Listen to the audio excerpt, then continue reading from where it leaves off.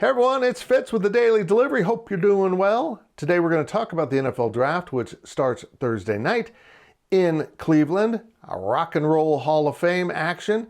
They skipped last year's in Vegas. I'm still bitter about that. I wanted to see the players coming across in a boat, but that got wiped out by the pandemic like most fun stuff. Today I want to talk about what ended last year for Kansas State.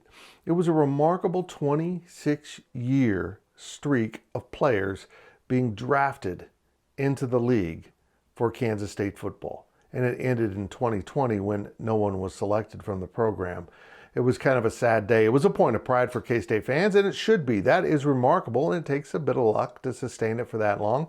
Thank you, Bryce Brown, who was drafted out of Kansas State, but hardly played here and kept that streak alive one year. 26 years. Absolutely incredible. It goes way back to the earlier years of Bill Snyder and shows just how he upgraded the talent in the program and then was able to sustain it for a long period of time. Unfortunately, the talent did take a dip, and Chris Kleiman is in the process of trying to rebuild that depth. Now, there's two guys on this roster that may get drafted. I think at least one of them will, maybe both of them. We'll talk about them in depth tomorrow, but I just want to say this.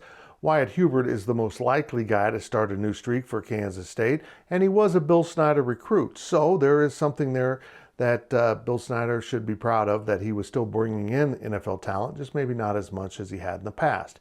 And the other, of course, is Briley Moore, who was a grad transfer, came into the program for 1 year out of Northern Iowa, and he shows that there is plenty of talent to be found out in the recruiting circles if you know where to find it. And Briley Moore slipped through the cracks, ended up at Northern Iowa, and then transferred to Kansas State as a tight end, and I think Briley will also be selected.